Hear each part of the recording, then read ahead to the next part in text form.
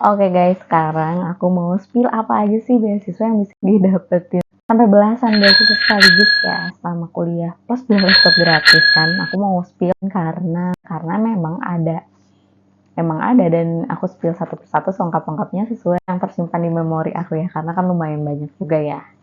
Aku jelasin sesingkat mungkin. Oke, yang pertama itu aku dapetin namanya beasiswa perintis. Nah, di beasiswa perintis ini aku pertama kali dapet laptop dan juga bimbingan sebelum kuliah. Jadi aku waktu itu belum dapat unifnya, tapi aku dikasih semacam beasiswa bimbel. Jadi bimbel gratis, karantina.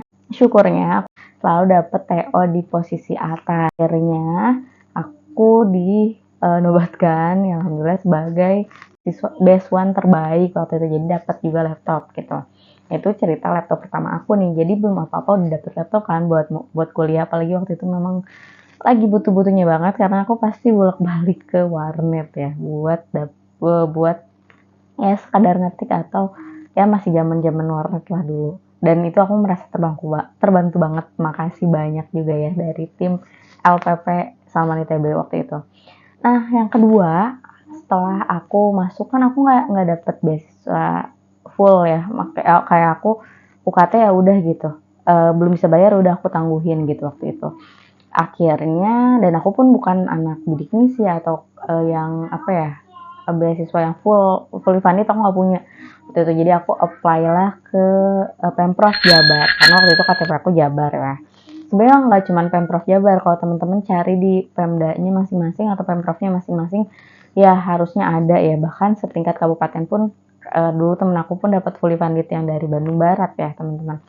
Nah dari Pemprov Jabar itu aku dapat lumayan, tingkat pertama sampai tingkat kedua dapat ya, dan ya nominalnya cukup buat UKT tapi ya harus masih tambal sana sini ya buat uang jajan dan lain-lain gak cukup sih, tapi lumayan banget ya teman-teman.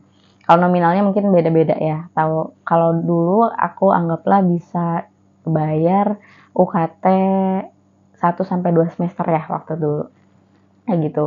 Nah, selanjutnya juga aku dapat di tingkat 3 atau semester 3 biasanya kan udah mulai ya IPK-nya kelihatan gitu kan, udah mulai. Nah, di situ tuh aku dapat PWA waktu itu. Pengembangan potensi akademik ya waktu itu. Jadi itu sebenarnya lebih ke kayak uang jajan bulanan aja.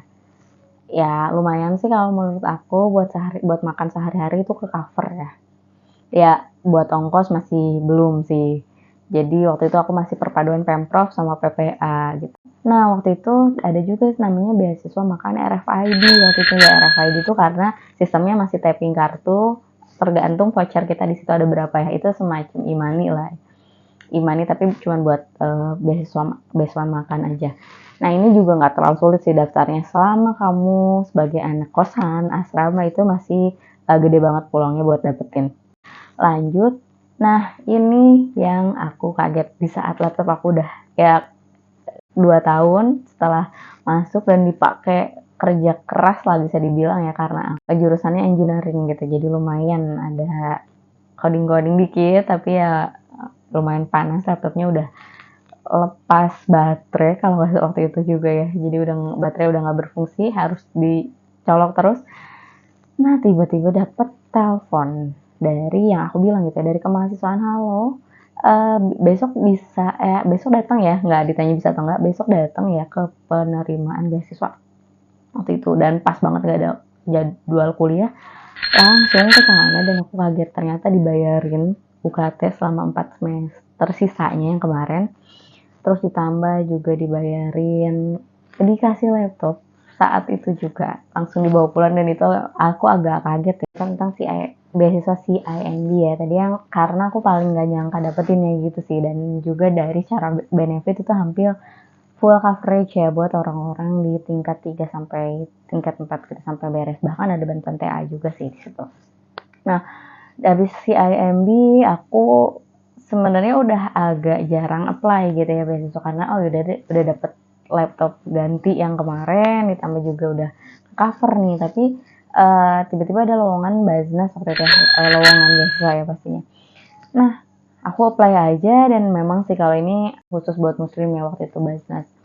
Dan Dan juga sama, jadi dia overlapping ngebayarin kuliah juga, tapi ada uang saku yang jauh lebih gede dari PPA yang tadi.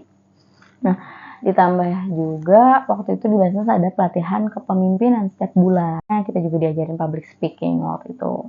Karena ya jadi MC dadakan sih bisa dibilang. Nah, aku juga dapat beasiswa aktivis waktu itu dari Salman, TB ya. Dari Salman karena aku waktu itu ikut salah satu beberapa unit dan memang aktif di beberapa kegiatan di Salman waktu itu. Jadi dapat beasiswa dan memang juga diseleksi ya walaupun memang buat aktivis waktu itu. Jadi tambahan sih kalau yang video yang sebelumnya aku belum mention ya, kalau kalian pengen dapetin banyak beasiswa ya seaktif mungkin sih. Seiring berganti waktu ternyata ada juga beasiswa aktivis ini tuh upgrade juga di semester ya setiap semesternya. Nah adalah namanya beasiswa aktivis sama yang tingkat nasional waktu itu udah di upgrade si uang sakunya jadi lebih memenuhi kebutuhan menurut aku ya. Terus juga karena waktu itu aku aktif di Salman, jadi aku juga apply beasiswa asrama Salman. Beasiswa tinggal ditambah juga kadang kita dapet sih sarapan pagi gitu ya kalau habis ikutan pembinaan kayak gitulah, kurang lebih pasti ada benefit tambahannya sih gitu. Dan juga banyak kegiatan kekeluargaan, pendidikan dan lain-lain. Ya sebenarnya sebelum asrama aku sempat dapat beasiswa student exchange. Kalau ini dari prodi ya waktu itu ya. Dari prodi program studi masing-masing sih. Jadi teman-teman cobalah nyelip gitu ya, denger cari-cari info, terus kayak kalau buat sesuatu yang bermanfaat kan nggak apa-apa juga ya, karena pasti prodi pun mencari gitu siapa yang bisa dikasih kesempatan kayak gitu.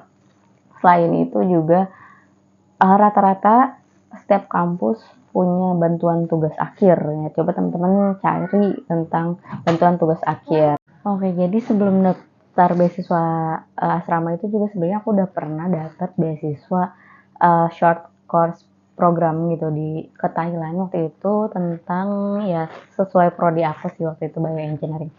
Nah, di sana ya pasti ada cuman ya nggak ke coverage, emang sebagian tiket aja sih waktu itu, tiket pesawatnya ya udahlah ya, karena sebenarnya lebih gede dari beasiswa makan, tinggal sama transport di sana sih udah ke cover ya.